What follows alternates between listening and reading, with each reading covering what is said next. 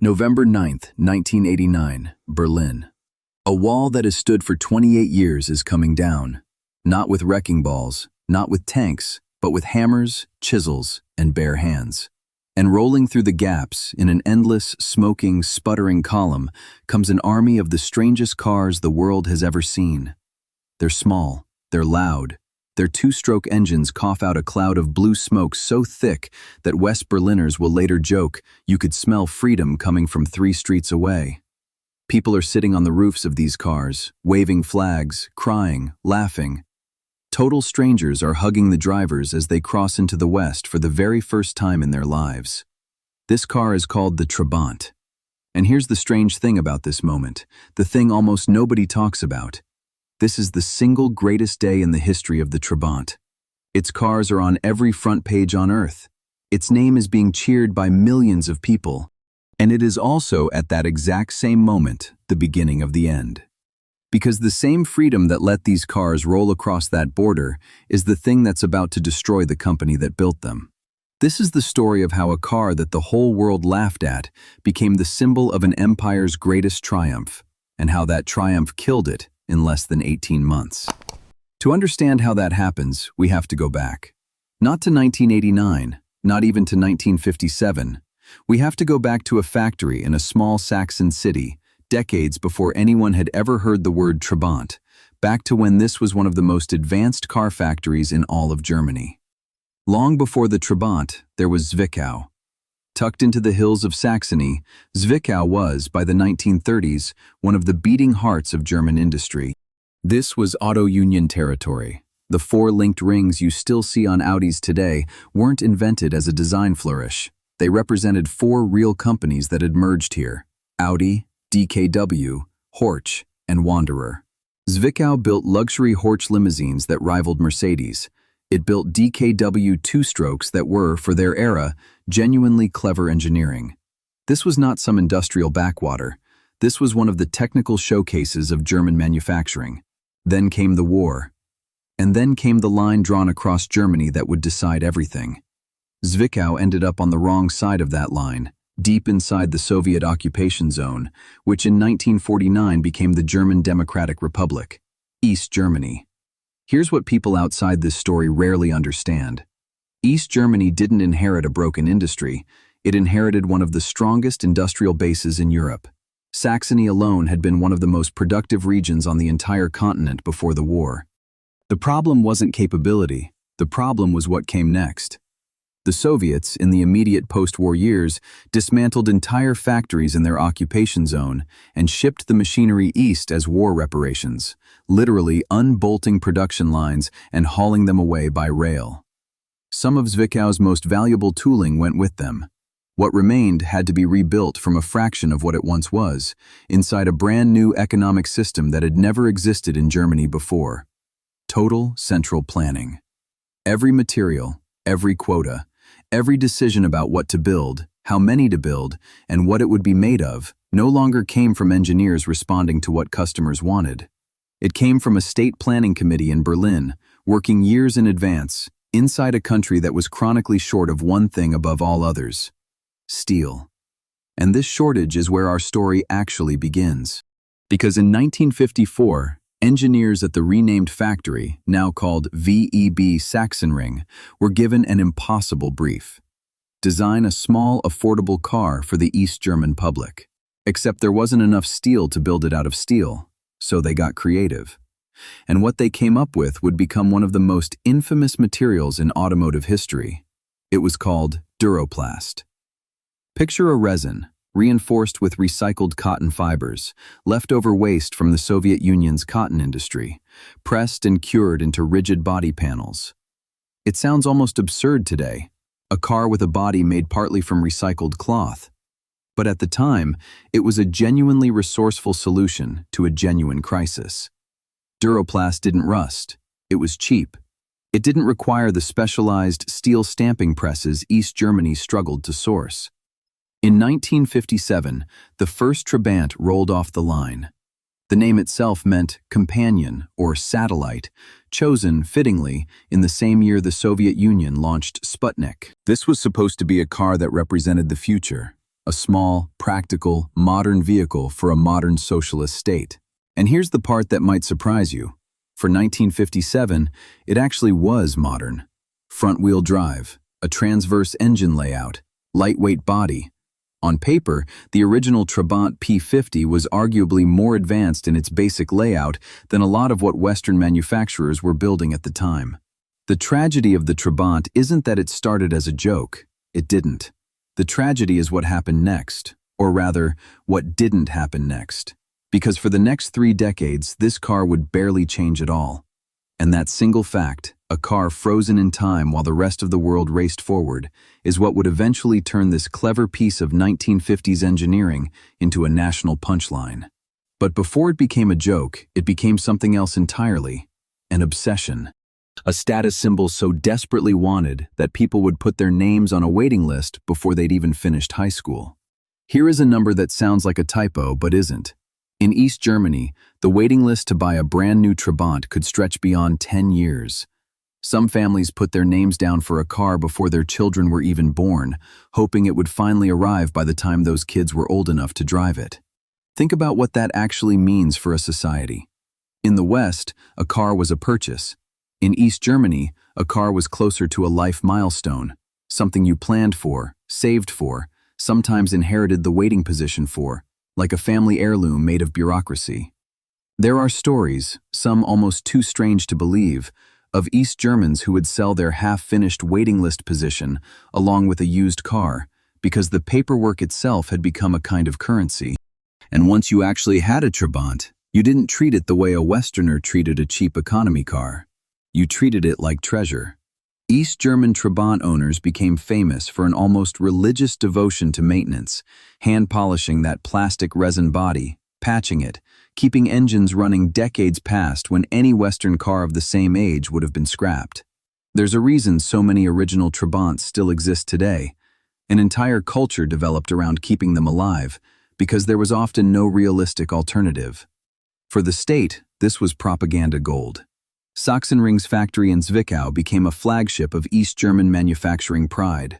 The Trabant appeared in official state media as proof that socialism could deliver modern, efficient, practical transportation to ordinary working people. No flashy Western excess, just a reliable little car for a reliable little life. And for a while, genuinely for a while, that story held up. The Trabant was exported across the socialist world, to Poland, Hungary, Czechoslovakia, even as far as Cuba and Vietnam. At its production peak, the factory in Zwickau was turning out roughly 150,000 cars a year, a genuinely serious industrial output for a country of East Germany's size. Over the course of its production run, more than 3 million Trabants would roll off that line, an extraordinary number for a single, largely unchanged model. But here's the thing about being frozen at the top. You don't notice the ground starting to shift beneath you. And just a couple of 100 kilometers away, on the other side of a border guarded by watchtowers and minefields, the ground was shifting very, very fast. While East German engineers were still working with a body design and a 2-stroke engine architecture that dated to the 1950s, West Germany's Volkswagen was moving through the Beetle, into the Golf, into water-cooled, fuel-injected, increasingly safety-focused modern vehicles. By the 1970s and 80s, a teenager in Zwickau and a teenager in Nuremberg, separated by less than 300 kilometers, were growing up in what might as well have been 2 different centuries of automotive technology. And the East German state knew it. Internal reports from the era, some of which only became public after reunification, show planners were fully aware the Trabant was falling dangerously behind. Proposals were floated for a genuine successor, even for licensing more modern Western engine technology. Some of these projects actually got as far as prototypes. Almost none of them ever reached production. Why? Because the very system that had allowed the Trabant to become an empire in the first place, the centralized planning, the fixed steel quotas, the multi-year investment cycles decided by committee rather than by market demand, was now the very thing strangling its ability to evolve. There was no competitor to lose customers to. There was no shareholder demanding innovation. There was only the plan, and the plan said, keep building what we've always built. So East Germany kept building a car that was, by the standards of the world outside its borders, already a relic. And for a population that increasingly had access, through West German television beamed across the border, through visiting relatives, through smuggled catalogs, to see exactly what they were missing, the gap between the Trabant and the rest of the automotive world became something more than an inconvenience. It became a symbol, and not the one the state had intended. By the mid-1980s, this companion car, this proud flagship of socialist industry, had quietly become something the government never planned for. A running joke, whispered in workshops and living rooms across the country. And the people telling that joke loudest were about to get the one thing they'd wanted for decades. A door to the West flung wide open. What happens when an entire nation gets to compare its proudest achievement to everything it was never allowed to have? By the 1980s, the jokes about the Trabant weren't just West German mockery anymore. They were being told inside East Germany itself, by the very people who owned and drove these cars. How do you double the value of a Trabant? One popular joke went. Fill up the tank. Another, why does the Trabant have a heated rear window? To keep your hands warm while you push it. These weren't just jabs at a slow car. They were, in their own quiet way, a form of dissent. One of the few forms of criticism the East German state couldn't easily police because it was disguised as humor about a car, not about the government. But everyone telling the joke knew exactly what they were really talking about. The technical problems were real, and they were getting harder to hide. That two-stroke engine, a design that required mixing oil directly into the gasoline, the same basic principle as a chainsaw or a lawnmower, produced a level of exhaust pollution that, by the environmental standards emerging in the West during the 1980s, was becoming genuinely embarrassing. Visitors from Western countries would describe entire East German cities with a permanent blue-gray haze hanging over them, a haze you could trace directly back to hundreds of thousands of Trabants idling at intersections. Inside East Germany, there was also a thriving, semi-legal secondary economy built entirely around keeping these aging cars alive, because if the wait for a new one was 10 years, the market for used ones, parts, unofficial repairs, and under-the-table trades was enormous. A functioning used Trabant, ironically, could sometimes be harder to get quickly than waiting in line for a new one, because at least the used car existed right now. And underneath all of this, the jokes, the pollution, the black market for parts, something bigger was shifting. Access to West German television, which large parts of East Germany could pick up despite the government's best efforts to block it, meant that ordinary East Germans had a nightly window into a world of Golfs, Opels, and BMWs that their own economy simply could not produce. You cannot keep an entire population convinced their industrial achievements are the pinnacle of progress when they can literally watch, every evening on their television sets, exactly how far behind those achievements actually are. By the late 1980s, the pressure building across the Eastern Bloc had very little to do with cars specifically. It was about travel restrictions, about political freedoms, about economic stagnation on a much larger scale than one aging automobile could represent. But the Trabant had become, almost by accident, one of the most visible everyday symbols of that stagnation. A car every single citizen interacted with, that hadn't fundamentally changed in 3 decades, sitting in driveways as a constant physical reminder of a system that had stopped moving forward. Nobody at Sachsenring's factory in Zwickau could have known it yet, but within just a few years, this car, the source of so many jokes, so much frustration, so many decades of waiting, was about to become the single most photographed object in the entire world. And the moment it did, its fate would already be sealed. Let's go back to where we started. November 9th, 1989. The East German government, worn down by weeks of mass protests and a collapsing grip on power, fumbles an announcement about new, relaxed travel rules. Within hours, that fumble is interpreted, correctly as it turns out, as the border being open, effective immediately. Crowds surge toward the checkpoints.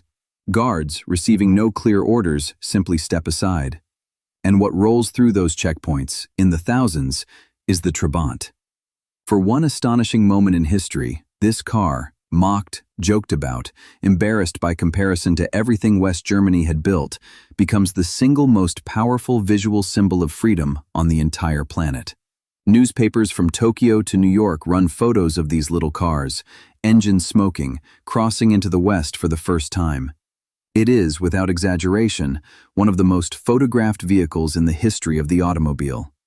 This is the absolute peak of the Trabant's cultural significance, and it is also, almost immediately, the beginning of its industrial death sentence. Here's why.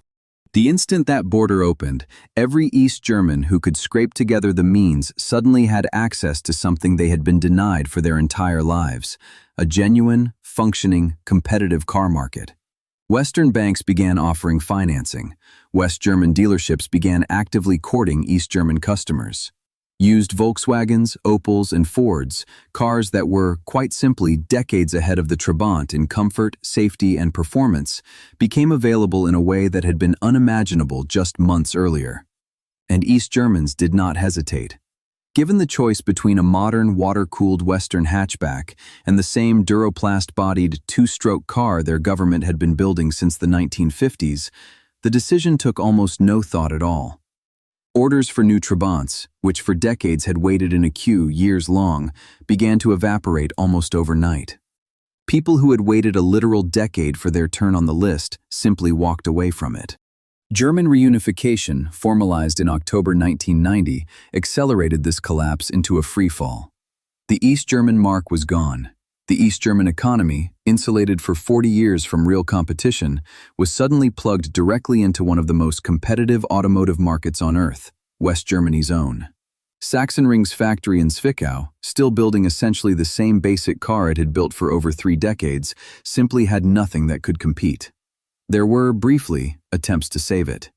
Discussions took place about partnering with Western manufacturers, about modernizing the line, even about installing a Volkswagen engine in later Trabant models to address the pollution and performance problems.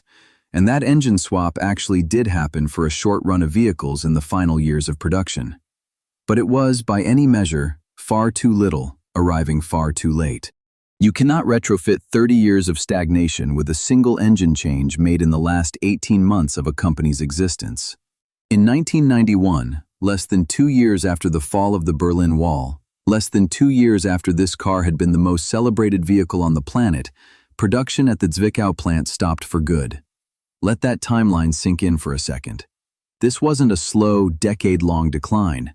This was one of the fastest total collapses of a major national industrial brand in modern European history. A company that had operated for over 3 decades, that had produced more than 3 million vehicles, that had been a genuine source of national pride, wiped out in roughly 18 months. Thousands of workers in Zwickau, many of whom had spent their entire careers at Sachsenring, lost their jobs as the plant wound down. The broader story of East German industry after reunification was, in many places, a similarly brutal one.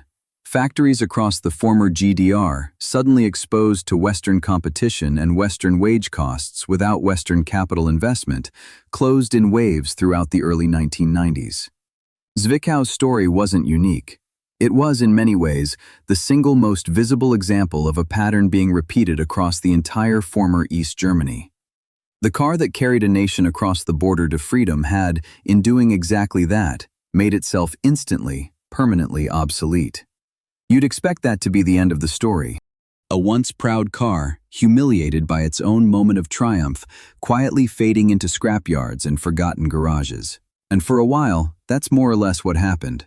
But something strange occurred to the Trabant over the following 2 decades, something that almost never happens to a failed, discontinued economy car.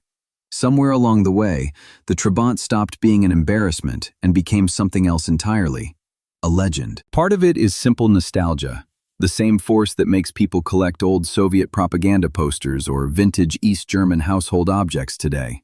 But part of it is something more specific to this car. The Trabant is now permanently, inseparably linked to one of the most significant moments of the late 20th century.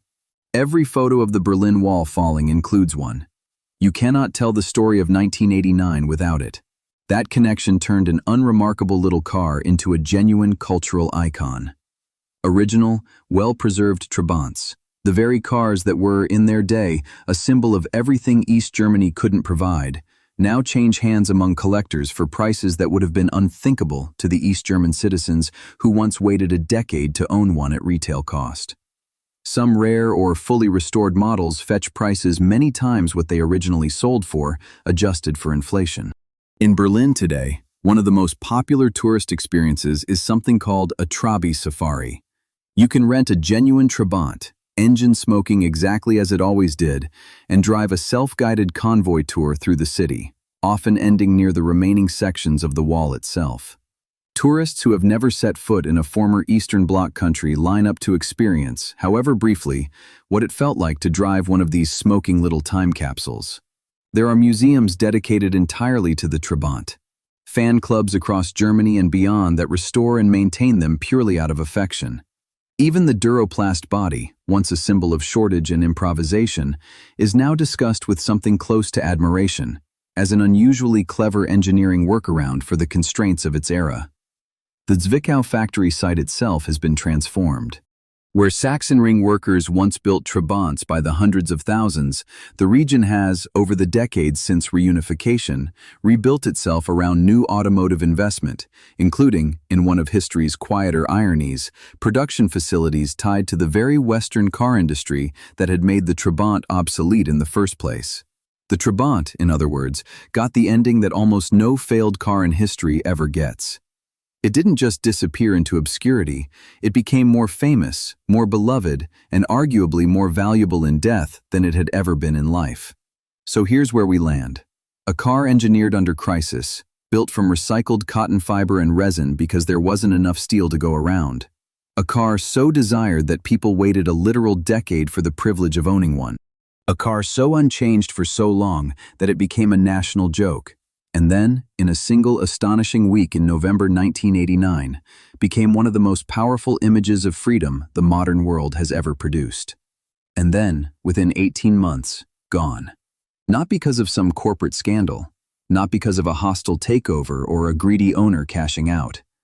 The Trabant was killed by the one thing every East German citizen who ever waited on that 10-year list had desperately wanted their entire lives: the freedom to choose something better. It's a strange kind of tragedy, an industrial collapse with no villain, no corruption scandal, no single bad decision you can point to. Just a system that stopped evolving decades before the world around it stopped waiting. Sachsenring's factory in Zwickau wasn't the only industrial giant behind the Iron Curtain to face this exact trap, frozen in place by a planned economy, then suddenly exposed to a global market it was never built to survive. Some of those giants didn't get the fairy tale second act that Trabant did. Some were bought out, stripped for parts, and erased almost completely. Next time, we're going to look at one of those stories. A company that built vehicles seen as tough enough to survive almost anything, exported to over 100 countries around the globe, and then sold off, piece by piece, by the very people who were supposed to save it. If you want to understand how an entire industrial empire behind the Iron Curtain can vanish in less time than it takes to renovate a house, subscribe, because that story is next.